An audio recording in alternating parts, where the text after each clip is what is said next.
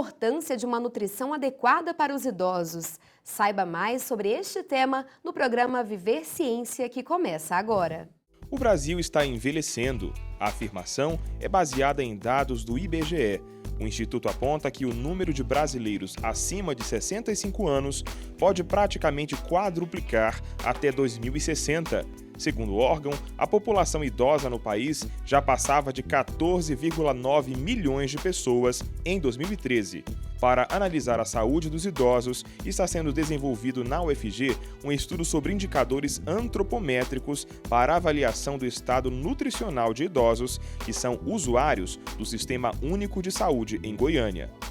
Esse é um primeiro projeto que avaliou idosos não institucionalizados, de Goiânia, ou seja, da população em geral, e que usam o Sistema Único de Saúde, tentando fazer uma avaliação do estado nutricional desses idosos, da situação de saúde, as doenças que acometem os idosos, todas as doenças, e também essa parte de antropometria, porque o que a gente tem hoje padronizado é uma parte de recomendação da Organização Mundial de Saúde, que transporta os mesmos indicadores da parte do adulto para o idoso.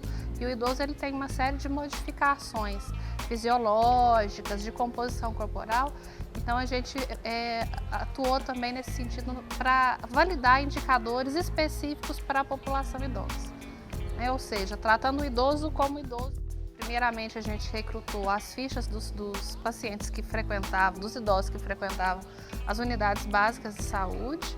E a partir disso foi feito um sorteio aleatório e foi feito visitas nos domicílios dos idosos. E aí iam duas pessoas, uma para aplicar o questionário, que tinha toda essa parte do inquérito socioeconômico e de saúde, E também a parte outra pessoa, que era um antropometrista treinado, para fazer todas essas medidas, peso, altura, dobra, circunferências, aferir a pressão, fazer todas essas avaliações. O trabalho da pesquisa é amplo e inclui diferentes áreas das ciências da saúde. Ele abrange 3 pós-graduações da UFG na área da saúde. A pós-graduação da enfermagem, da Faculdade de Enfermagem, a pós-graduação em Nutrição e Saúde, da Faculdade de Nutrição, e a pós-graduação em Ciências da Saúde da Faculdade de Medicina. Essa última tem orientações a nível de mestrado e de doutorado na área de saúde do idoso. Para continuar falando sobre esse assunto, está aqui com a gente no estúdio do Viver Ciência a Érica Aparecida da Silveira, coordenadora da pesquisa, junto com a Valéria Pagotto, professora da UFG e integrante do projeto. Sejam bem-vindas, obrigada por aceitarem o nosso convite. Nós que agradecemos. Obrigada. Professora Érica, eu começo perguntando para a senhora o que são índices antropométricos. Índices antropométricos são valores que a gente usa na área da saúde, que mede o corpo, segmentos corporais, para predizer o estado, a composição corporal, o estado nutricional. E aqui a gente tem vários, Por exemplo, o mais conhecido, popularmente conhecido, que é o índice de massa corporal, que é peso dividido pela altura ao quadrado. A gente tem também circunferência da panturrilha, que serve para avaliar o nível de massa magra, de tecido muscular. A gente tem circunferência abdominal, que indica o risco cardiovascular, tanto para homem quanto para mulher. E eles são diferentes conforme faixa etária, para a criança, para o adulto, para o idoso, e conforme também o sexo da pessoa. Quais são os critérios que definem esses pontos de corte? No caso, a senhora falou, o MC é um exemplo, do que é ideal e o que está fora da média para a saúde dos idosos. Esses pontos de corte dos índices antropométricos padronizados para o adulto não são aplicáveis ao idoso, porque ele tem toda uma modificação corporal, fisiológica, de composição corporal. Então, a gente precisa investigar. Então, uma das propostas, tem várias pesquisas sendo conduzidas no mundo, mas no Brasil ainda são poucas, a nossa é a primeira aqui do Centro-Oeste, justamente tentando avaliar quais os indicadores mais adequados para o idoso.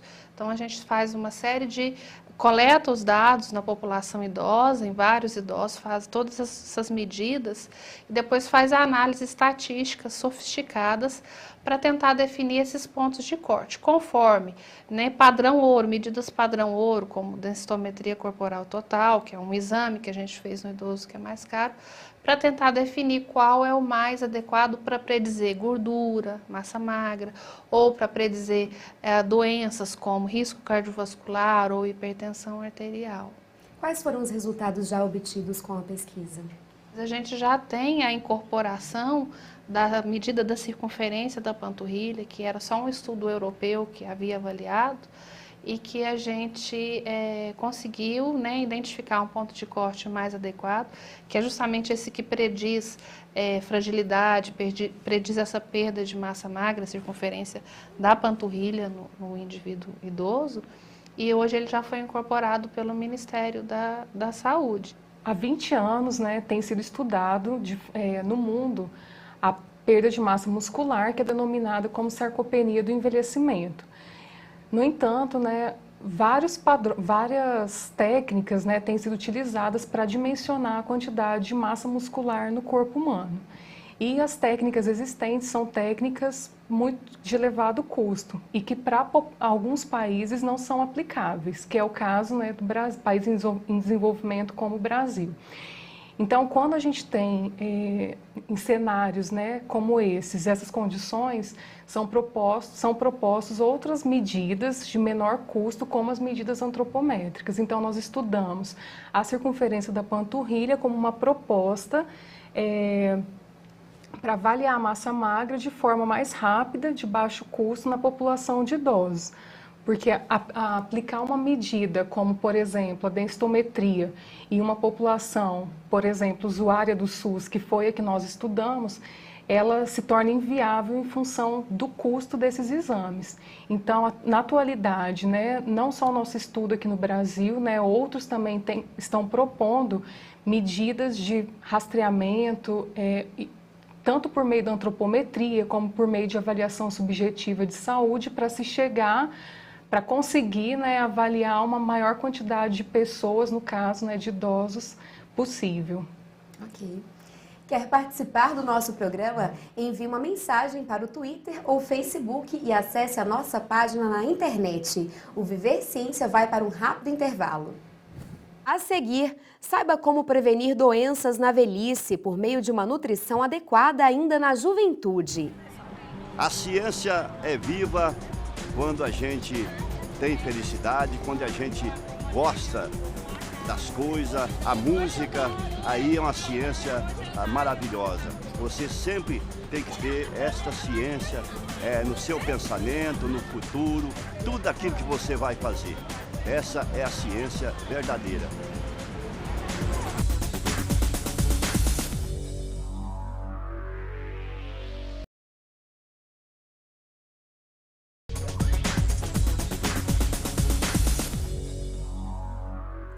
Estamos de volta aqui no Viver Ciência com a professora Érica Aparecida da Silveira, que é doutora em Saúde Pública, e com a Valéria Pagotto, doutora em Ciência da Saúde.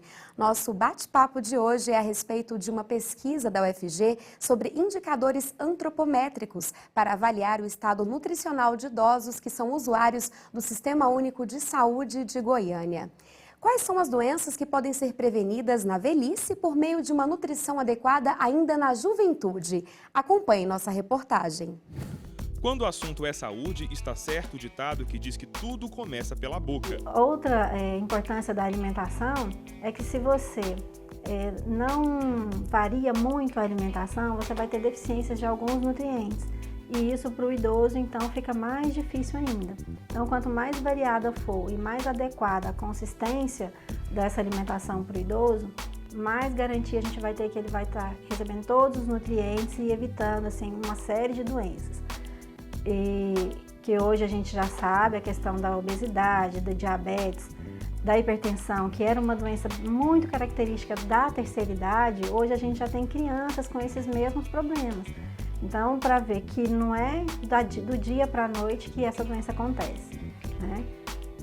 Então, acho que desde o começo, desde os primeiros dias de vida, é importante uma alimentação saudável. E no idoso, preocupar com essa questão de horários, de às vezes o idoso está sozinho e não consegue fazer a devida alimentação por falta de mobilidade, ou por estar sozinho, ou por estar machucado. Então, assim, a preocupação da alimentação no idoso varia mais nessa questão de como oferecer, se ele está autônomo ainda para preparar sua alimentação, se ele precisa de ajuda e se ele precisa de modificar a consistência dessa alimentação. A nutricionista Rosane Santos faz parte da coordenação de promoção da saúde da Gerência de Doenças Crônicas Não Transmissíveis do departamento que integra a Vigilância Epidemiológica da Secretaria Estadual de Saúde de Goiás. Rosane explica de que forma doenças como Alzheimer e osteoporose podem ser prevenidas ainda muito antes da velhice. Em relação à alimentação para o Alzheimer, a gente tem as verduras de folhas verdes escuras, que são do complexo B, que são interessantes para essa proteção.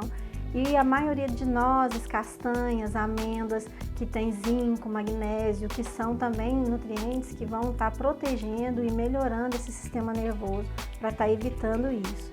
Outra doença também mais característica da terceira idade, que seria a osteoporose, que ela também é uma doença que tem que ser prevenida principalmente da adolescência. Tem a questão hormonal, tem a questão de atividade física e tem a questão alimentar. Então, é necessário uma boa fonte de cálcio, principalmente nessa fase de adolescência, onde vai ter uma consolidação maior dessa parte óssea e muscular também, que começa a prevenção, então, desde a adolescência e na idade, depois quando já está instalada a osteoporose, a alimentação ajuda, mas vai ser mais difícil. Então, se você tem atividade física e uma alimentação regular desde quando você nasce, você vai ter uma probabilidade menor de desenvolver essas doenças. Professora Érica, como a gente viu na reportagem, o estudo aponta já os principais fatores de riscos, as principais doenças que atingem esse grupo de idosos especificamente que foi avaliado em Goiânia? Sim, a gente tem inclusive uma publicação sobre o fator de risco cardiovascular nos idosos aqui de Goiânia, na Arquivos Brasileiros de Cardiologia, e foi resultados bastante preocupantes, porque hipertensão arterial atingiu 80,5% dos idosos, diabetes 19%, obesidade central, que é aquela gordura abdominal, 76%, que é aquela gordura visceral do abdômen, que tem um alto risco cardiovascular, prevalência de desnutrição, hoje o perfil mudou, a gente tem mais preocupação com a obesidade, porque a prevalência realmente de desnutrição foi bem pequena, foi inferior a 5%, mas de obesidade pelo índice de massa corporal, como a gente estava falando, foi de 27%, E o sedentarismo, que é outro fator de risco cardiovascular, aproximadamente 56% dos idosos. Então, uma situação bastante preocupante, porque o que a gente preconiza hoje realmente é o envelhecimento saudável, ativo, idosos fazendo atividade física para prevenir outras doenças, inclusive quedas, porque o idoso ele vai ficando sedentário, perde essa massa magra, o músculo, pode ter uma queda e a partir da queda aumenta a hospitalização e até o risco de morte, porque a fratura de fêmur é considerado hoje um indicador de risco de mortalidade entre os idosos. Então, realmente, tem que fazer atividade física em todas as idades. Fico alerta para a população que está assistindo a gente agora. Valéria, teve uma parte também prática do seu estudo. Conta para a gente a caderneta que você falou em parceria com o Ministério da Saúde. Isso, o Ministério da Saúde, desde 2007, ele lançou uma caderneta, assim como a gente tem a caderneta da criança, do adolescente, também lançou a caderneta de saúde da pessoa idosa. E essa caderneta ela vem sendo reformulada ao longo desses anos, E o ano passado nós tivemos a oportunidade de participar em conjunto com o Ministério na revisão de algumas informações que estão contempladas na caderneta de saúde da pessoa idosa. E uma delas foi a circunferência da panturrilha. Para a gente, é uma conquista muito grande, porque a gente vê o resultado de uma pesquisa sendo aplicado na prática, que é isso que a gente busca, quando a gente faz pesquisa. Temos alguns dados a respeito do uso de medicamentos, essa questão da alimentação, porque a gente sabe aquela fama de que todo idoso é teimoso, né? Tem a personalidade forte, não quer mudar. E ele acha, eu não faço atividade física, eu tomo remédio, não preciso fazer a dieta, só a medicação vai fazer o chamado milagre. Acontece isso, professora? A gente identificou porque a primeira proposta de tratamento da hipertensão e do diabetes é a dietoterapia, né? Ou seja, fazer uma alimentação adequada, né, para prevenir e para tratar também o diabetes e a hipertensão. No idoso é mais difícil porque são hábitos arraigados desde a infância, então mudar o hábito alimentar realmente precisa do profissional nutricionista estar trabalhando, estar mais próximo dessas pessoas, desses idosos, dentro da rede de saúde, para melhorar, né? Ou seja, não só ir ao cardiologista, ao clínico geral, muitas vezes poucos idosos têm acesso realmente a um geriatra, mas procurar, se tiver disponível no Sistema Único de Saúde, um nutricionista, como a senhora falou, para fazer toda essa dieta, para cuidar de excesso de sal, açúcar, que a gente sabe que muita gente peca no doce também, né? E aí tem muito também, a gente encontrou uma outra prevalência de dislipidemia, que é colesterol e triglicéridos elevados, que a alimentação vai.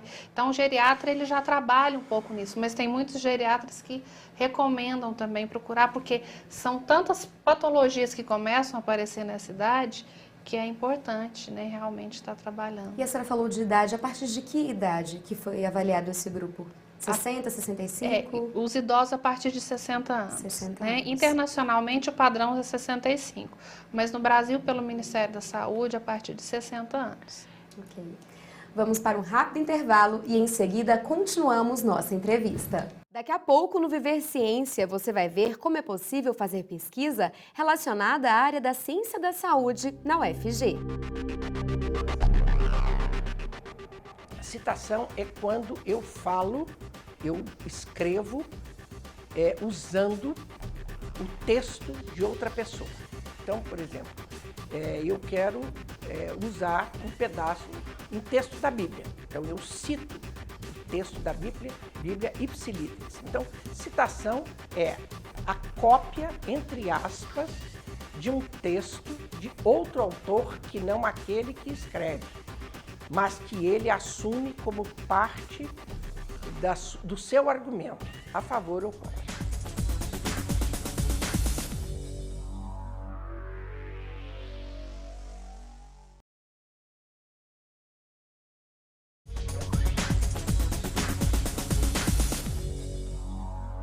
O Viver Ciência está de volta. O tema de hoje é uma pesquisa da UFG sobre a situação de saúde e indicadores antropométricos para avaliação do estado nutricional de idosos usuários do Sistema Único de Saúde de Goiânia. Professora Érica, quais foram os maiores desafios, as dificuldades do estudo? Um dos grandes desafios que a gente tem de fazer pesquisa, né, ainda aqui no Centro-Oeste, no estado de Goiás, é o financiamento. A gente começou essa pesquisa praticamente sem financiamento e com o tempo que a gente conseguiu o financiamento da CAPES.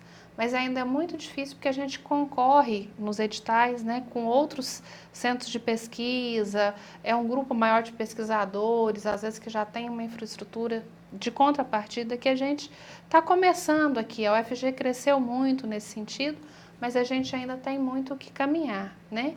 E um outro grande desafio é fazer pesquisa em idosos de base domiciliar. A coleta de dados demorou mais tempo do que o previsto, né? Mas os idosos foram sempre muito receptivos, né? E trataram a gente muito bem, ficavam muito felizes de abrir a porta da casa, às vezes servia até pão de queijo, para o grupo de pesquisadores. Valéria, qual foi a avaliação da pesquisa a respeito do uso de medicamentos? Bom, nós observamos nessa pesquisa, né, uma prevalência de polifarmácia, que é o uso de 5 ou mais medicamentos, de 28%, né, o que se traduz, né, pelo próprio perfil de morbidade da população, né, uma alta prevalência de doenças crônicas, que é também concomitante com o cenário brasileiro de alta prevalência de doenças crônicas. Mas é importante, assim, a gente ressaltar, né, que apesar desses dados, a gente às vezes vê uma prevalência alta de hipertensão de 80%, de diabetes, de polifarmácia, a pessoa olha para isso e fala, não quero ser velho, né? Porque vai chegar lá e vai estar com esse perfil. É importante a gente salientar que esses fatores de risco, eles se iniciam num momento anterior aos 60 anos, né? E que, na verdade, essa faixa etária ela é determinada não pela presença da doença, né? Então, esses fatores de risco eles já acontecem na nossa própria faixa etária, né? E pode resultar nessas doenças no envelhecimento, ou seja, envelhecer não é um sinônimo de doença, né? Ao mesmo tempo em que a gente observa, às vezes, uma elevada dependência de idosos, a gente também tem os idosos independentes, que têm qualidade de vida com 80 anos, né? Isso é representado pela expectativa de vida elevada que a gente tem no Brasil e em outros países do mundo também. Então, embora a gente tenha uma alta prevalência de doenças crônicas, a gente também tem idosos saudáveis e com uma boa qualidade de vida. Ou seja, é a vida que levamos hoje que vai resultar na vida de amanhã. Que vai refletir depois dos 60 anos, né? Existe a intenção de ampliar o estudo? Quais são os próximos passos? O ano passado, né, a gente fez, em 2013, uma nova coleta de dados com esses idosos, né? E avaliou novamente algumas questões de saúde, a taxa de mortalidade, que foi baixa, e algumas questões relativas a quedas, como eu falei, né, que é um marcador de risco para o idoso. E a nossa proposta é de continuar, né, a partir de 2015, um novo acompanhamento, né? Agora a gente está numa fase de publicação dos artigos, de analisar outros resultados que a gente ainda tem. O nosso banco de dados é bem amplo, então tem outros achados ainda, né, para a gente trabalhar. E a proposta é continuar aí com essa amostra de idosos, acompanhando eles, né? Como é possível fazer pesquisa relacionada à área de Ciências da Saúde na UFG? Confira agora no quadro Caminhos da Ciência. O aluno já no segundo ano de graduação ele pode se candidatar a uma iniciação científica. Para isso, ele deve procurar um professor que tenha uma linha de pesquisa que cause interesse. O prazo máximo para um aluno se candidatar a uma iniciação científica deve ser até 1 ano e meio antes de se formar, para que ele tenha tempo para desenvolver o seu projeto e também apresentar os seus resultados. A Faculdade de Nutrição apresenta 2 pós-graduações Lato Sensu, especialização em nutrição clínica e especialização em controle higiênico de alimentos. Além disso, nós temos também um programa de pós-graduação Stricto Sensu, que é um mestrado em nutrição e saúde. O mestrado em nutrição e saúde tem 3 linhas de pesquisa. Uma em qualidade de alimentos, a segunda em segurança alimentar e nutricional e a terceira em diagnóstico nutricional e intervenção. O candidato ele precisa ter os seus documentos pessoais em dia, ter graduação plena em nutrição ou áreas afins, que sejam reconhecidos pelo Ministério de Educação, uma declaração de um professor credenciado, declarando que ele possa orientá-lo, além disso ter um pré-projeto. Caso o candidato já tenha um projeto pronto ou faça parte de um grupo de pesquisa, as chances do candidato aumentam. Normalmente o processo seletivo acontece no final do ano, entre os meses de outubro a dezembro. Nós temos as matrículas abertas em outubro e venha conosco realizar o processo seletivo, o mestrado em Nutrição e Saúde. Eu quero agradecer a presença de vocês. Agora a gente abre espaço para as considerações finais. Valéria, muito obrigada por ter vindo. Nós é que agradecemos à TV UFG pela oportunidade de estar aqui, né, que é uma oportunidade de divulgar esses resultados para a comunidade, incluindo idosos, profissionais, né, que assistem ao programa, e dizer assim, né, que a partir dos resultados dessa pesquisa, né, na Faculdade de Enfermagem a gente tem conseguido ampliar o escopo de conhecimento em relação à antropometria, né, que é uma área assim, que ela é pouco explorada ainda na nossa área e que a gente ainda tem alguns desafios, né, que é de estudar as pessoas idosas de mais de 80 anos, né, ou os octogenários, nonagenários, centenários, né, e entender como que acontece esse processo de envelhecimento nessa população. Muito obrigada. Professora Érica, muito obrigada por ter vindo. Eu que agradeço também a oportunidade, porque a gente trabalha aí há anos, né, nas pesquisas e muitas vezes é só quem os leitores de artigos científicos é que ficam conhecendo o trabalho. Então é muito importante essa divulgação, o trabalho do pesquisador, que existe sim pesquisadores vários na UFG, né?